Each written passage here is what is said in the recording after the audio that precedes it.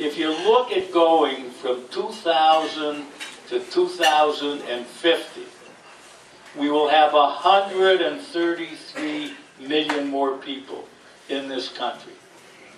Of that number, 16 million will be white, which means that in a 20-year period, from 2030 to 2050, we're only going to have 1 million more people who are white. And this relates to birth rate, it relates to births over deaths, a whole bunch of people. If we can't deal with that issue, there's very little hope that we're going to be a great growing city. All right, what do we do about it? Well, the first thing I tell you is we have to embrace immigration. If we don't embrace immigration, no matter what we do, will not work. You just go back and you look at the history of this, and you can understand it will not work. What I did was I looked at some figures that took us from 1970 to 2010 and asked myself this question. If I knew the decline that we would have between those years in 1970, would I have done things differently? And the answer is yes. Well, today we know that we're going to have a decline in 2030 and 2050, and what we have to ask ourselves is, what, if anything, are we going to do about it? So the first thing is we have to embrace immigration. I'm not telling you that the Arizona law is right, the Arizona law is wrong. What is wrong is a federal government that will not set a policy as to what happens with immigrants. You can't let it be done state by state. We need a policy, and one of the things that Wallace can do is encourage our senators and representatives to do that. The second thing we have to do, because it's not that easy to get immigrants, we have to embrace migration. Migration is bringing people from one state to another state. And to me, there's no difference between an immigrant and a migrant.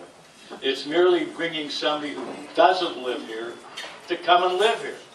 And we have to put into place those policies. So, for example, we know we now have about, I'd say, 75,000 unfilled jobs in Northeast Ohio. Now, you may look at me like I'm crazy, but pick up the newspaper on a Sunday and see how many nurses we need, medical technicians, IT people, engineers, mechanics. So one of the things we can do is say, why don't we just go out and figure out what it takes to bring people to fill their job? If we brought them to the state and say you didn't pay any income tax for 5 years, it's found money. They're not going to pay any income tax living in another state anyhow. So we've got to put together the policies which will make that happen, make people want to come here.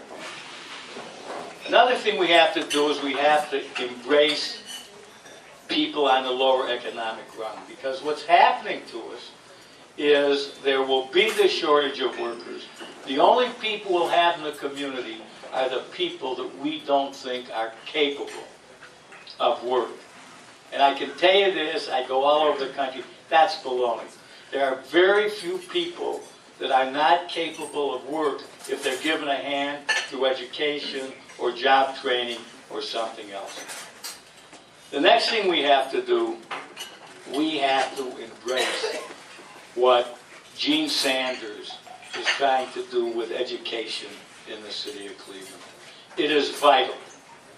If you go to East School, if you go to Urban School, if you go to John Hay, if you go to Denver, where we've started a school of technology, if you go to Chicago, in place after place, we have taken kids, drawn their names out of a hat, put them in a good atmosphere with good teachers, with spectacular performance. The idea that these kids can't learn is wrong, and we've proven it over and over again. So another thing I would urge you, because he's having a tough time. He's having a real tough time, and he's not getting a lot of support. And that's one of the things that we really need to do.